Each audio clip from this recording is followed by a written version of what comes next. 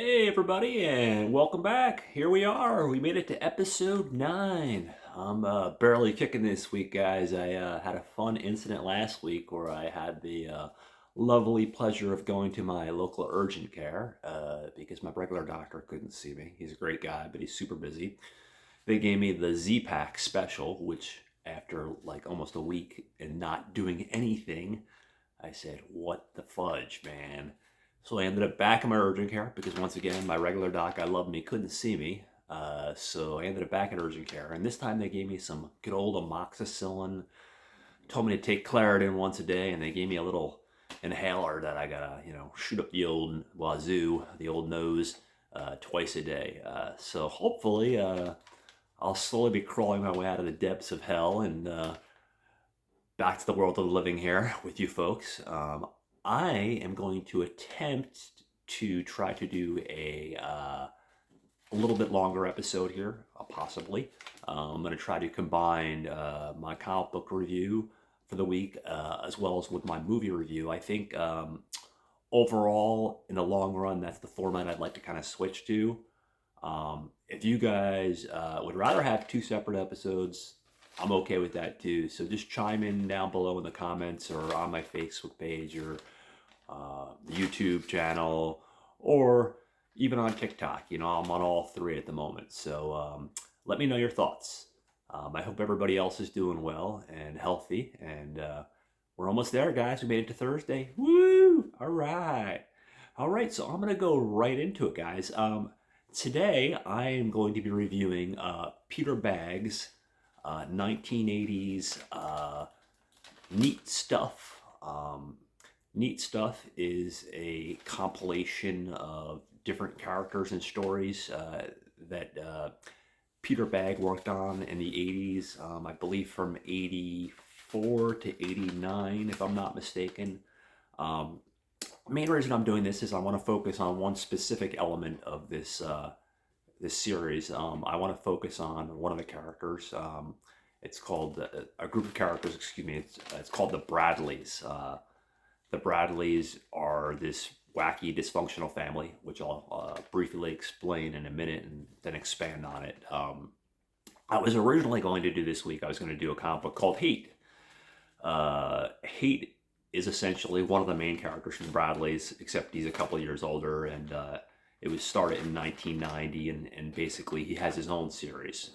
And the more I thought about that, I was like, well, instead of starting with that, why not go back in time a little to where the character's younger and kind of build from there? And that way, down the road, future episodes, you have some perspective about the character and whatnot, and have you now. Okay, so into it, the Bradleys. It premiered in Neat Stuff issue 1 in 1984. I don't have any of the original issues of Neat Stuff, unfortunately. Back in those days, I was still reading Marvel and DC, and I didn't have a lot of spare money to seek out indie comics from Fantagraphic Comic Books, the publisher, and the nearest comic book store was like an hour away. So I didn't get into it until probably like early 90s. And I actually found out about the Bradleys through my local library. They actually surprisingly had this weird comic book with these interesting characters. I'm going to just pull out the old Volume 1, Book 1. This is Book 1. It's pretty cool. I'll show you the artwork just to give you hold on, bear with me, guys. I want to show you some of the cool covers and stuff. You got this stuff. It's a black and white comic book. The covers were in color. There's 2 volumes, collects 15 issues. This is the case for it. It's pretty badass, or at least I think so. Just bear with me for 1 second, guys. Here, I'm dropping stuff left and right. I told you I'm not my normal self today here, so I'm doing a little sip of the water here. All right. Back to business, guys. So Pete Bagge began his career in the early 80s. He grew up in New York City and was the scene of a lot of drunken fights about money. And, like he grew up in a really dysfunctional family, essentially. His family was kind of like they were the weirdo outcast kids of the neighborhood. He started his career in the early 80s in various underground newspapers. Um, and then in 1985, 84, he partnered with Fantagraphics for his first solo series, which was Neat Stuff. And that ran until 89, and it had characters such as Girly Girl, Junior, Studs Kirby, and the comic book I'm going to talk to you about today, the Bradleys. And that ran until 89. And then the sequel series, which I mentioned briefly before, was Hate, and that ran from 1990 to 98. And it also produced Hate annuals, which came out like once a year from 2000 to 2010.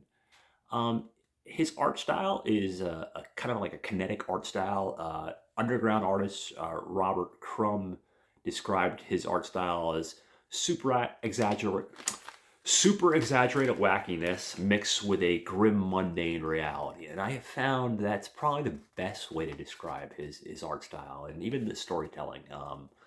It kind of like sums it up pretty nicely, I believe. Um, so that is some background information on the Mr. Peter Bag, who's won numerous awards too. I didn't go write all them all down. I'm being a little bit lazy today, guys. But he won multiple awards and super talented guy. I actually met him at a comic book convention here in Jersey, in Asbury Park back in like 2013, 14. Super awesome guy, incredibly nice. So anyway, so Neat Stuff number one, the Bradleys make their appearance. I'm going to do a general introduction to the characters. We have Buddy Bradley, who's our main character, best described as, I guess, a kind of a slacker teenager, 17, also an outcast misfit. It's loosely based on Peter Bag himself. You have Babs Bradley, who is his, they never give her exact age, but she looks like she's 14, 15. Younger sister. She's also a bit of an outcast, but she's trying to fit in. She's very awkward, has big goofy braces, constantly at war with everybody in her family. Everybody in the family is constantly at war with each other. They love each other, but they're at war with each other. It's dysfunctional family USA, and definitely New Jersey, New Jersey take on dysfunctional family USA. We have Pops Bradley, who's your typical angry old man who hates his job, drinks too much. He fought in Korea.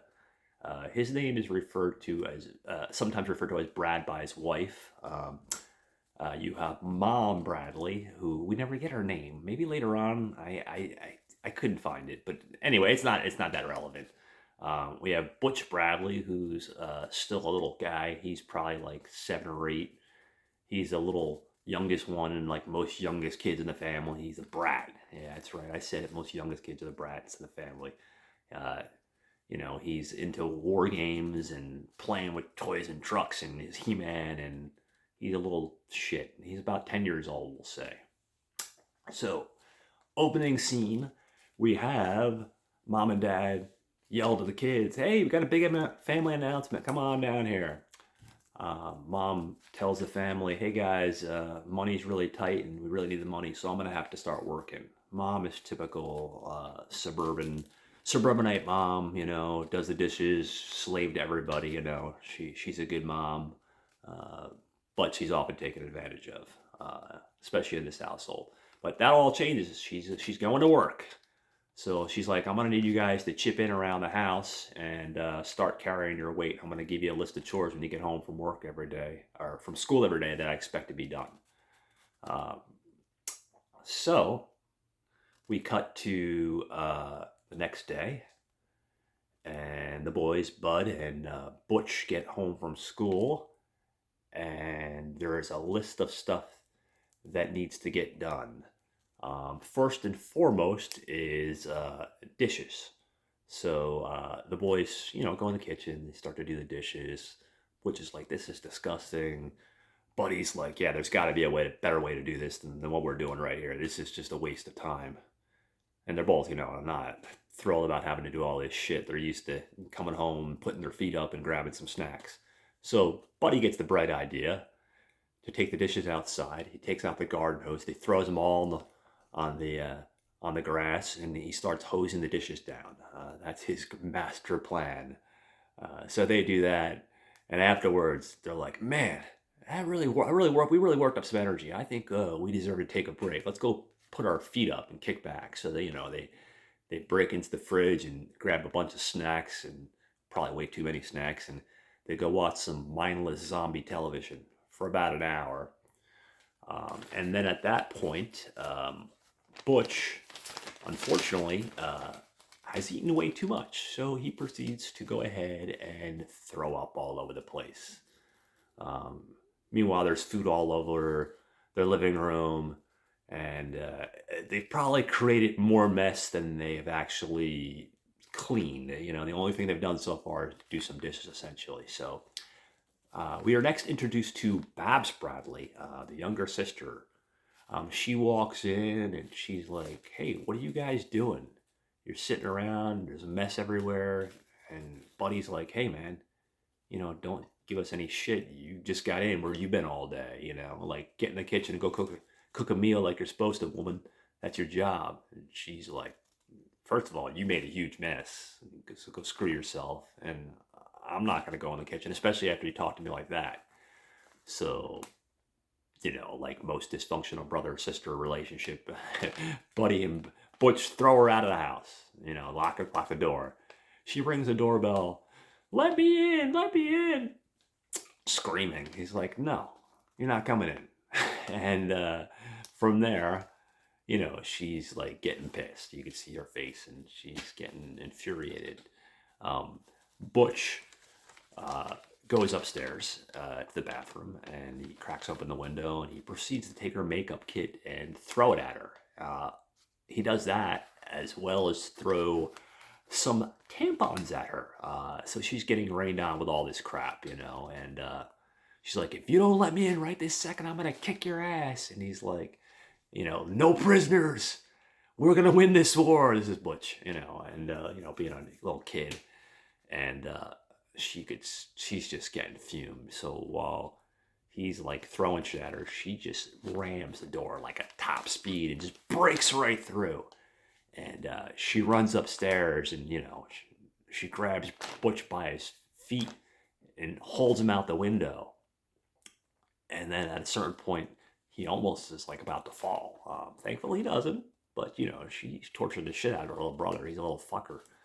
I think everybody in this family realizes they're all fuckers. They're all crazy. Welcome to Jersey, guys.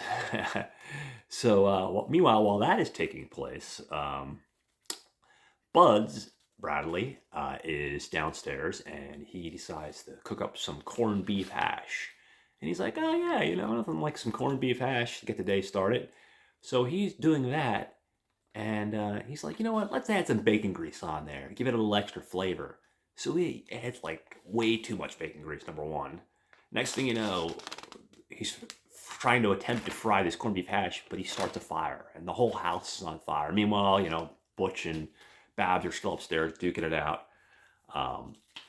We cut to a car driving down the corner, pulling up. We see Pops Bradley, Brad. He sees the house on fire, and his eyes are about to bulge out of his sockets. He's like, "Oh, nothing beats a long day coming home." And he sees that, and he's like, "Oh, I'm gonna fucking kill these kids." He goes in and he like freaks out. We cut to the next day. It's mom and dad. It's morning time, and they're going ahead and they're talking about the situation, and they're like, "Well, at least they learned their lesson, hopefully." And dad's like, "Yeah, I doubt it." And then we cut to all three kids downstairs in the basement, chained to the wall. And that's how we end our wacky story of the first appearance of the Bradleys.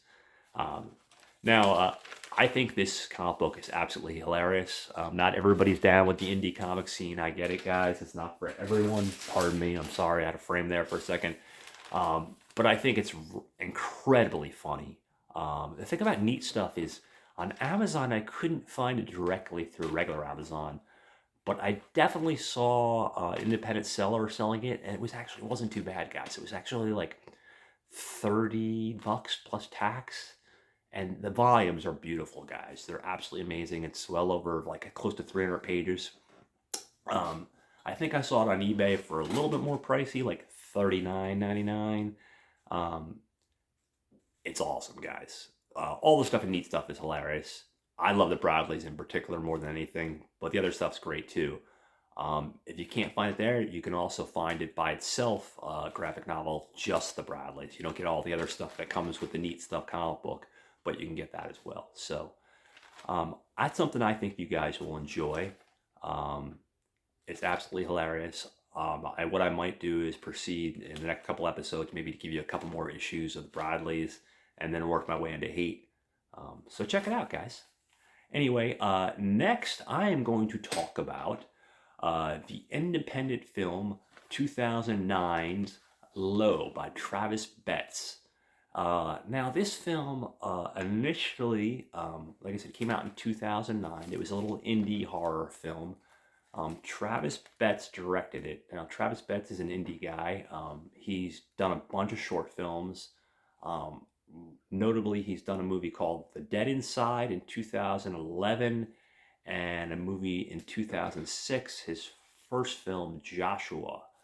And the little synopsis I read online is basically it's about a man that uses a demon to save his girlfriend from hell.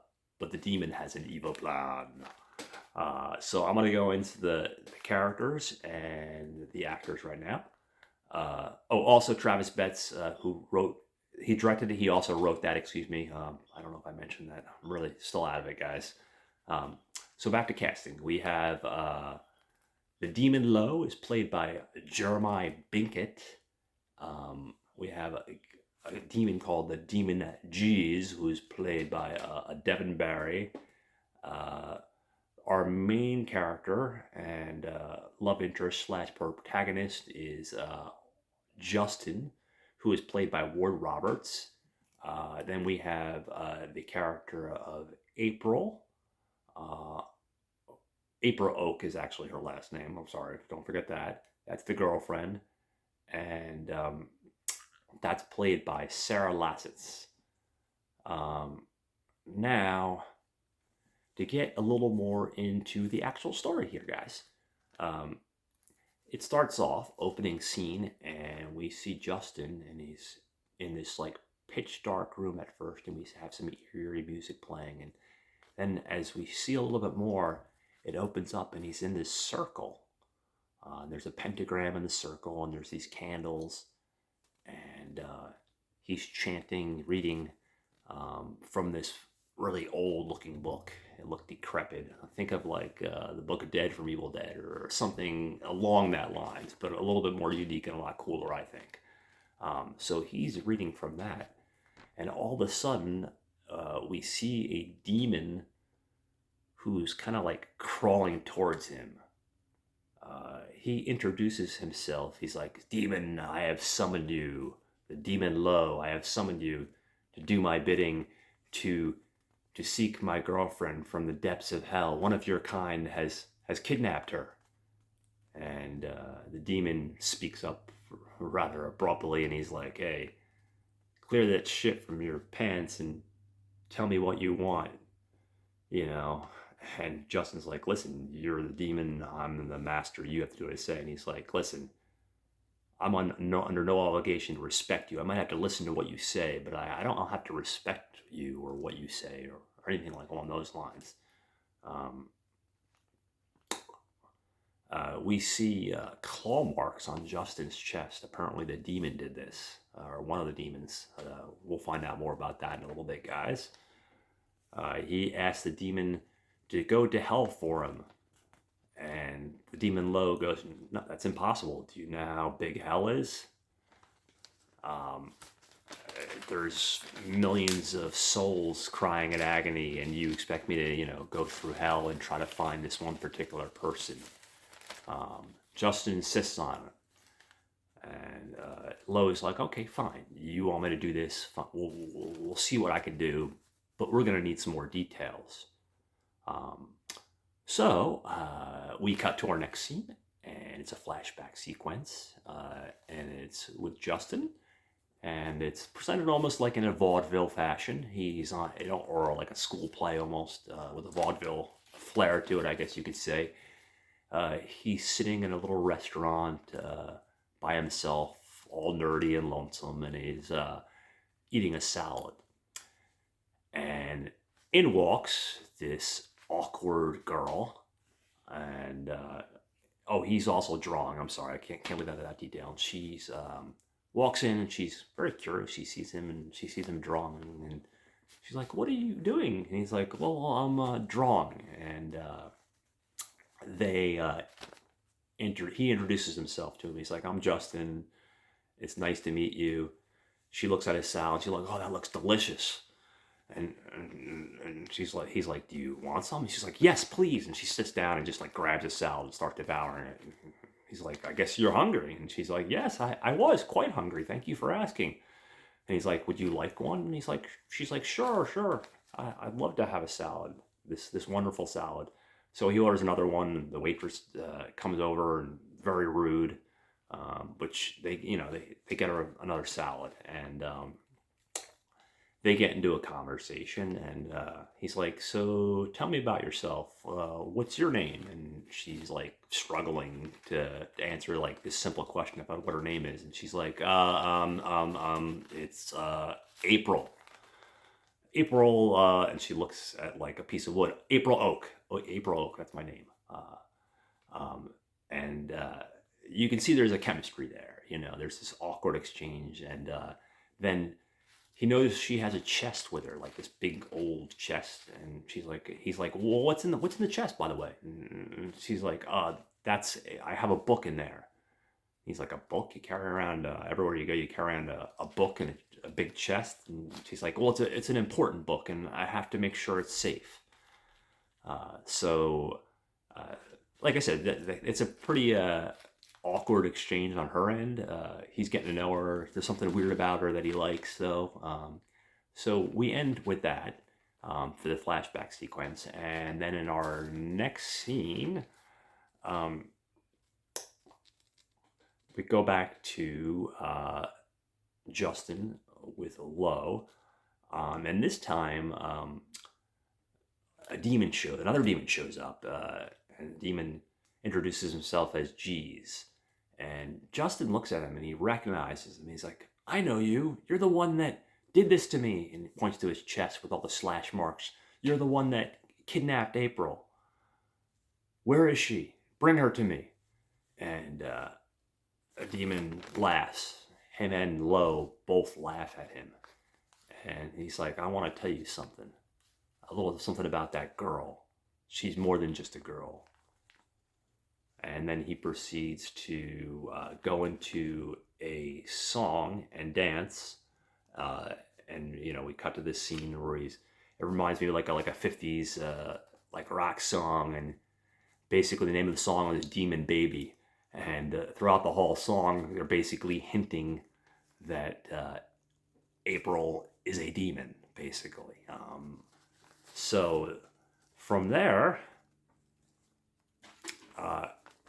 Lo admits, we cut to another scene with Lo and Justin.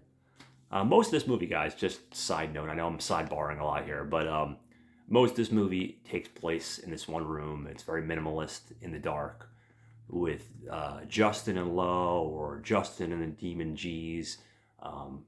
Maybe a couple characters here and there, but it's very minimalist. It's really well done.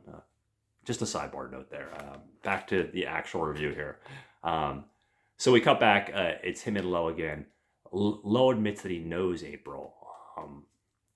He actually says that April was a friend, and when she tried to escape hell, he helped her, and he was punished. And you see his legs were completely crushed. And he's like, "What you're asking for, even if I wanted to, is just incredibly difficult to do. You want me to find this girl, and it's just incredibly difficult to do." He said, "Let me get a little more information. The more information I have, the better I can help you." So we have another flashback scene, and this time it's Christmas, and you see Justin, and he's all excited, and they're in their living room, and he's giving her a book, and she's opening it. She's like, "Oh, a book! How interesting!" Um, and he's like, "Oh, well, it's Christmas time, and I know how you have that old book that you really love, and this is an old book. This is actually an edition that goes back to the 1660s, and what's really interesting about this book is that it's called Faust, and it's about a person that makes a deal with the devil in exchange for their soul." Uh, and she's like, "Well, why would anyone do that?" And she's kind of like in shock, but she's also like flattered. She's like, "But you got this for me. You seek this out for me, and you gave this to me as a gift." And then her eyes lit up because she sees that the intent behind it was pure, and that he was trying to do something nice and generous for her. He thought of her, and he's like, and you could tell that she was appreciative. But the whole idea of Christmas in general seemed kind of weird. I guess she's just not familiar with it. So then Justin's like, "Well, I'm really glad you appreciate it and you like it." And then he's like, "And I can't wait for," and he's about to say mine, but he stops himself, and she's like, "Oh, I'm supposed to get you something?" And he's like, "Oh, well, no, you didn't have to, but like I figured Christmas, and that's kind of like what it's all about." So she's like, "Hold on, I think I have something." And she opens her chest, and she gives him the old demonic, crazy looking book. And she's like, "This, you can have this." And he's like, "But that's your only book. I thought you loved that book." She's like, "Yes, but I think you could have it, and it's something special for me." He's like, "Well, that's so sweet of you. Thank you so much." And she says, "But there's one thing. If I ever leave you from your life, and if I'm ever not around, you have to promise me to burn the book." And they have this beautiful exchange. They kiss each other. It's, a happy little end to that scene. Next thing that we do is we cut to the circle again. It's him and Lo, and he notices the circle is getting smaller. Then Lo notes like, "Hey, dude, this is not safe. You're in danger zone. It's only going to get worse. You need to get out of here and give up this idea of finding this girl." And Justin's like, "No, I love this girl. I will fight through hell and back. I'm gonna get this girl. I'm gonna save her." So Lo just like shakes his head. Next scene, we see a bartender from hell. He's just a human, surprisingly enough, with all these demons. He shows up and he offers Justin a drink. Lo explains, he's like, "Drink it so you can travel to hell and see April. It gives you the power that you need in order to do that." And Justin goes ahead and does it, and then is laughed at by Lo. He feels weak, and he realizes there's poison in that drink. So B shows up and tells him, "Hey, listen." The demon B shows up. He says, "Listen, get out of here, man. You can still go to a hospital and save your life, but if you don't leave, there's nothing but bad things." Obviously, Lo played a trick on you. Lo disappeared at this point. Sorry, I forgot to mention that.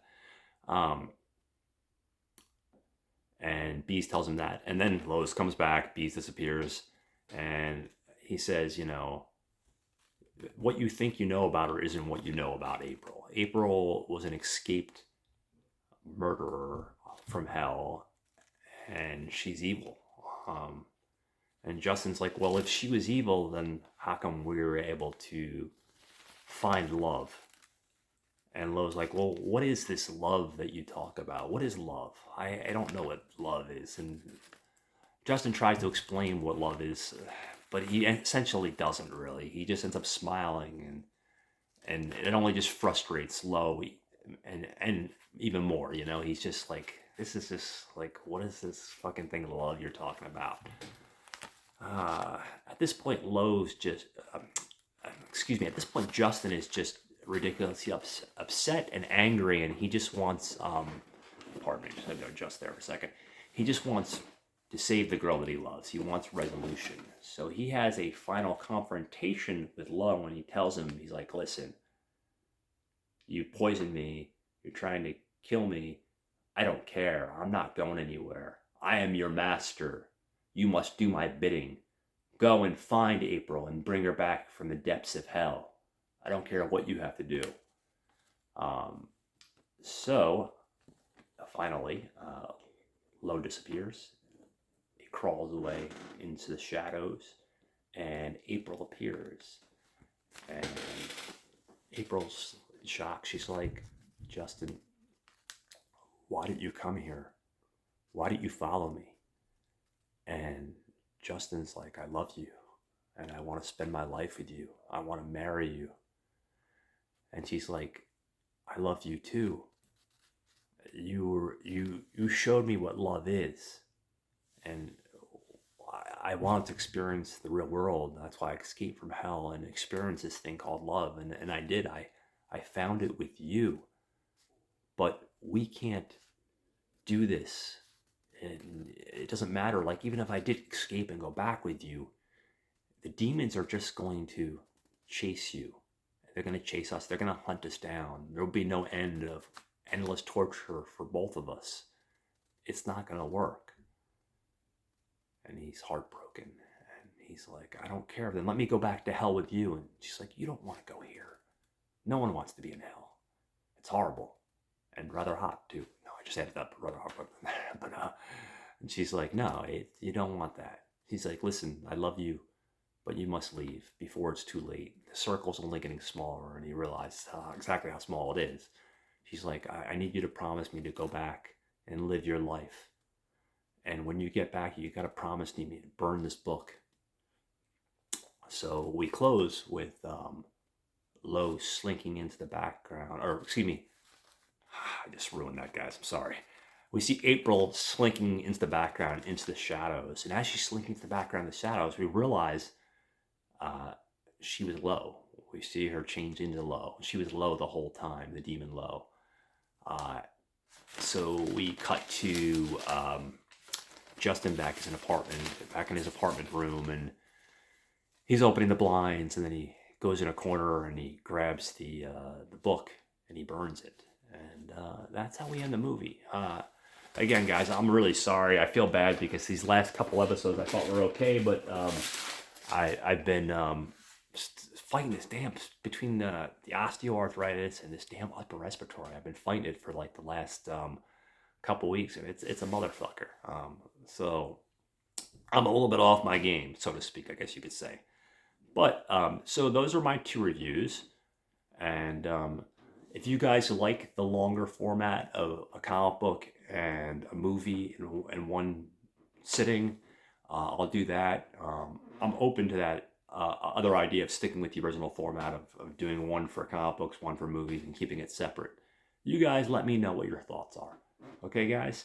Another quick thing before I head out. I got to give my shout outs to my boys over at Not a Bomb Podcast, Brad and Troy. Every week, those guys are killing it. They're covering stuff that bombed at the box office, and they do an exceptional job at it.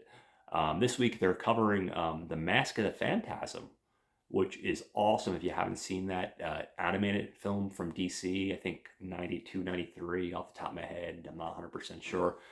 I actually have a good memory of that. Me and my buddy Christian, he called me up Christmas Day, because that came out Christmas Day. I was hanging out with my parents, doing the whole family thing. He's like, hey, dude, you want to get out of the house and go see Mask of the Phantasm? And yeah, I love my family, guys. I do. But I also love the movies. And at that point, we had done dinner, we had done dessert, and I'm like, yeah, let's go see Mask of the Phantasm. Hell yeah. So we saw that Christmas Day, opening day when that came out. Awesome movie. But apparently it was a bomb. I didn't realize it was a bomb. It's crazy. So see that with the Not a Bomb guys. And then Gentleman's Guide to Midnight Cinema. These guys are also awesome. Another podcast. And they cover everything you could possibly think about. And it's Will and Sammy, and another amazing podcast, guys. Good stuff. If you're a movie geek, having access to these really good, well-written podcast where the chemistry between everybody is awesome. It's good stuff, guys. And then third one would be Watch Skip Plus. Watch Skip Plus, that's Jose and Justin, and they cover everything as well. And these guys are also awesome. You know, they do a really good job at covering movies. I'm gonna throw one fourth one in. I mentioned them, I think, a couple episodes back. This one's Inside of You with Michael Rosenbaum. Michael Rosenbaum, most of you guys probably know as Lex Luthor from Smallville. He's been in a bunch of other stuff as well. The guy is incredibly funny, incredibly insightful, and just reeks of talent. He's one of those guys that should have a lot more work, I think. He's capable of a lot of range. In his show, he does a deep dive with guests each week. Sometimes there's people in the industry like writers, actors, directors. Sometimes it's not. But what's cool about this is it's not your just typical Hollywood, you know, celebrity interviewing another celebrity. He gets into a deep dive, not just about their career, but about their lives and their struggles and their dreams. And it's really insightful. And I've been listening to them probably 3, almost 4 years. Highly recommended. All of these are highly recommended. So that's it for episode 9, guys. Hoping to potentially have episode 10 out by the end of the week. Best case scenario. I do want to lock down a specific date each week where it's like, okay, every Tuesday you know the new episode, and now for something a little bit different comes out. But it's hard to lock down a specific day every week just because of work and life and, you know, everyday bullshit. So, but I am working on that. I'm also working on getting into the world of editing. I'm just waiting on a couple key things before I start doing the editing process on these videos. So that's it for me, guys. I hope you have a wonderful day. I love you guys, and I'll see you soon.